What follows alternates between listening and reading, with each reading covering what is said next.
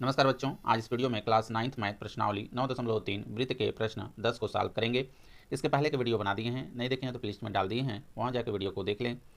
देखिए प्रश्न क्या कर रहा है। यदि किसी त्रिभुज की दो भुजाओं को व्यास मानकर वृत्त खींचे जाएं तो सिद्ध कीजिए कि इन वृत्तों का प्रतिच्छेद बिंदु तीसरी भुजा पर स्थित है। ठीक है, इस तरह से देखिए इसका फिगर बनेगा। इस तरह से देखिए, ठीक ना, कह रहा है देखिए यदि किसी त्रिभुज की दो भुजाओं को व्यास मानकर, ये देखिए त्रिभुज है, ठीक ना, ये त्रिभुज है। इस तरह से इसमें दो भुजाओं को व्यास मानकर वृत्त खींचा जाए। एक भुजा ये, इसको व्यास मान के एक वृत्त खींच दिया गया है। एक भुजा ये वाली जो है इसको मान के इसका वृत्त खींच दिया गया है। ठीक है, इस तरह से देखिए यहाँ पे सिद्ध कीजिए कि इन वृत्तों का प्रच्छेद बिंदु तीसरी भुजा पर स्थित है। इन जो है कि वृत्त का जो प्रच्छेद बिंदु है ये वाली देखिए, क्योंकि इसे हम मान के खींचे हैं तो तीसरी भुजा कह रहा है ना, तीसरी भुजा देखिए ये होगी त्रिभुज की, ठीक ना। तो कह रहा है इस पे प्रतिच्छेद कर रहा है, ये ऐसे देखिए प्रतिच्छेद कर रहा हो, जो प्रच्छेद बिंदु है ये तीसरी भुजा पे है, ये हमको सिद्ध करना है। तो इसमें देखिए इसको हम एक बना लेते हैं, ये है ये, ठीक ना, ये बी हो गया, ये सी, ए बी सी ये त्रिभुज, ठीक ना। ये डी बिंदु है जहाँ पे ये दोनों वृत्त एक दूसरे को प्रतिच्छेद कर रहे हैं तीसरी भुजा पर, ठीक ना। तो ये हमको सिद्ध करना है कि तीसरी भुजा पर ही प्रतिच्छेद कर रही हैं। तो इसके लिए देखिए ये जो बीच में है ए डी, ठीक ना, ए डी को क्या कहें, ये मिलाया गया है, बाद में रचना किया गया है, ठीक ना। तो देखिए दिया है, इसमें देखेंगे दिया है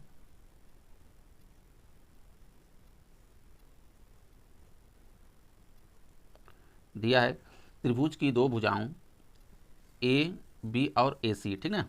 इस तरह से त्रिभुज की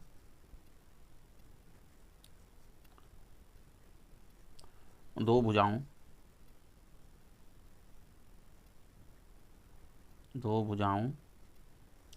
कौन कौन, ए बी और ए सी, ठीक ना। ए बी और ए सी को व्यास मानकर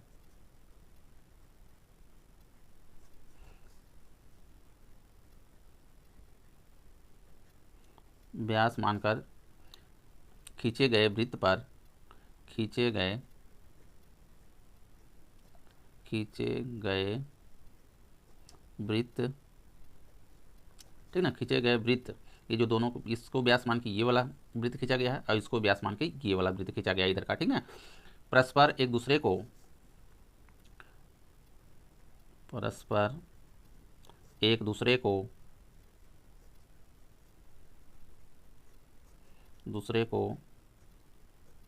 डी बिंदु पर, यहाँ पे देखिए डी बिंदु पर काटते हैं,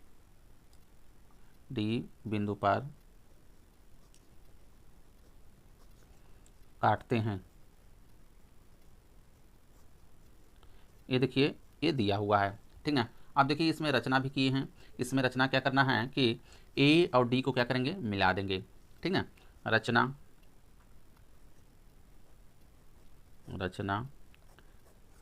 ए डी को मिलाया,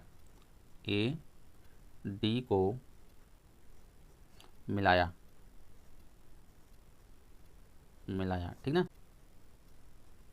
सिद्ध करना है, क्या करना है सिद्ध हमको, कि देखिए यहाँ पे कह रहा है सिद्ध कीजिए कि इन वृत्तों का प्रच्छेद बिंदु तीसरी भुजा पर स्थित है। यानी जो प्रच्छेद बिंदु है ये तीसरी भुजा यानी यहाँ पे ये स्थित है, ठीक है। तो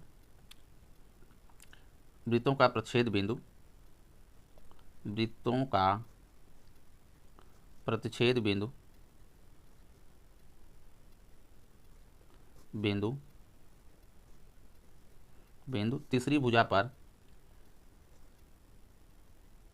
तीसरी भुजा पर स्थित है, ठीक ना। ये हमको स्थित है, ये सिद्ध करना है, ठीक ना। यानी कहने का मतलब ये है कि BC पर D बिंदु है, ये हमको सिद्ध करना है, ठीक ना। यानी BC पर D बिंदु है, ये सिद्ध करना है, ठीक ना।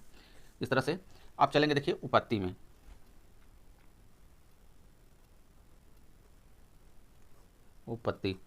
देखिए इसमें थोड़ा सा देखिए, इसमें ये वृत्त देखिए ये है, ठीक ना। अब ये व्यास मान के ये वृत्त खींचा गया है, यानी ये इधर का देखिए जो ए बी है, इधर का आधा वृत्त है, इसके इधर का आधा वृत्त है, ठीक ना, अर्धवृत्त है, यानी इधर का भी इधर के। इसी प्रकार देखिए ए सी ए व्यास है, ठीक ना, आधा वृत्त इधर है, आधा वृत्त इधर, यानी अर्धवृत्त बन रहा है इसके इधर उधर, ठीक ना।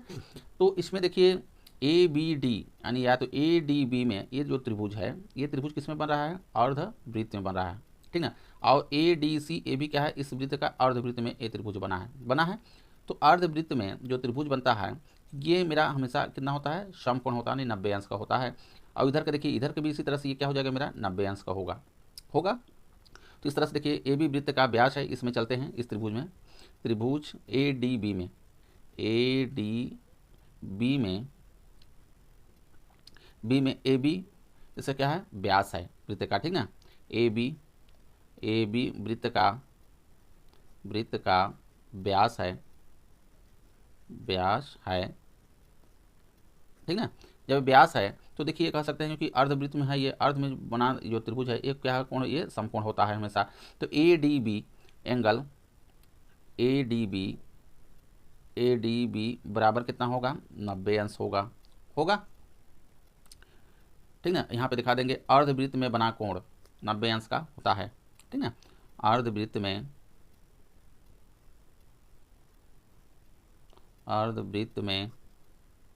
बना कोण समकोण होता है, ये रीजन है। इस तरह से ये 90 अंश हो जाएगा, ठीक ना। इसको समीकरण 1 बना लेते हैं।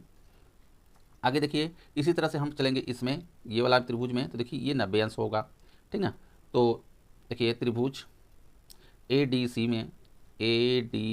में, ठीक ना। अब देखिए ए सी क्या है, ए वृत्त का व्यास है बड़े वाला का, ठीक ना। ए सी वृत्त का व्यास है, तो देखिए क्या हो जाएगा, एंगल ए डी सी, यानी ये वाला एंगल इधर का ए डी सी ये, ठीक है, एंगल ए डी सी बराबर 90 अंश बनेगा। इस समीकरण हम इसको 2 बना लेंगे, इसका रीजन दिखा देंगे कैसे 90 अंश हुआ। इसको ब्रैकेट्स में अर्ध वृत्त में बना कोण समकोण होता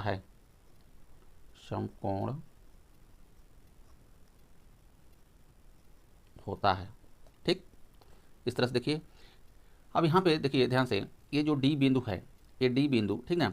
और ये देखिए बी डी सी, यानी यहाँ से टोटल एंगल ये कितना होगा, 180 अंश होता है। कोई भी देखिए इस तरह से हम कर दें, अब ये बिंदु से यहाँ से ये टोटल एंगल कितना होगा, ये इतना 180 अंश होता है। तो दोनों एंगल का हम योग करें, इधर का और इधर का, ठीक ना। देखिए समीकरण 1 और 2, ठीक ना, यहाँ से तो समीकरण 1 और 2 से 1 और 2 से इन दोनों एंगल का हम योग कर देंगे, ठीक है। तो एंगल ए डी बी धन एंगल ए डी सी बराबर, देखिए कितना हो जाएगा कि जब दोनों का हम योग करेंगे तो देखिए 90 अंश ये है, 90 अंश ये है कि नहीं है। तो यहाँ से देखिए पहले तो हम रख देते हैं 90 अंश, देखिए इसका है धन 90 अंश इसका है, दोनों मिलकर कितना हो गए, ये 90 180 अंश हो गया ये। अब देखिए एंगल इतना, यहाँ पे देखिए एंगल ये इधर का ए डी बी और ए डी सी दोनों मिलकर क्या बना रहे हैं, रैखिक युग्म। इसको क्या बोलते हैं, रैखिक युग्म, क्योंकि यहाँ से यहाँ तक अगर ये एंगल है 180 अंश तो रैखिक युग्म को बनता है, तब ये रेखा होती है सीधी रेखा, ठीक ना। तो इसमें देखिए हो जाएगा इस तरह से, एंगल ए डी बी और एंगल ए डी सी ये देखिए दोनों मिलकर क्या बना रहे हैं, रैखिक युग्म बना रहे हैं। थोड़ा समझिए, ठीक ना। तो बना रहे हैं, इस तरह से लिख देंगे, रैखिक युग्म बनाते हैं, इतने मिलकर रैखिक युग्म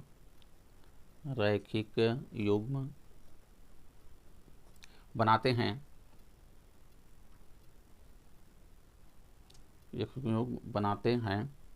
इसलिए देखिए हो जाएगा, क्योंकि तब ये जब रैखिक युग्म बन रहा है, ठीक ना, तो कह सकते हैं कि बी सी क्या है, ये एक इसी रेखा पे ये डी बिंदु है कि नहीं है।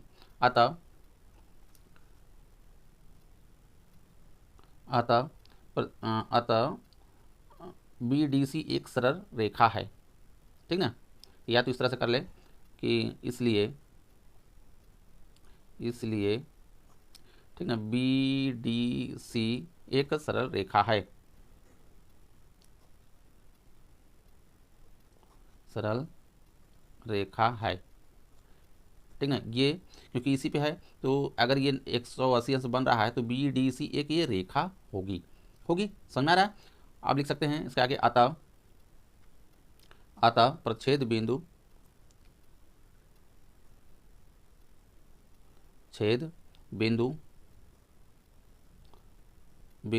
डी प्रच्छेद बिंदु जो है ये D, ठीक ना, बिंदु D BC पर स्थित है। D तीसरी भुजा बोला है इसमें क्वेश्चन में, तीसरी भुजा BC पर स्थित है। देखिए यही हमको प्रूफ करना था। इस तरह से सॉल्व करेंगे इसको, क्वेश्चन को। वीडियो अच्छा लगा तो लाइक करें, चैनल को सब्सक्राइब कर लें। धन्यवाद।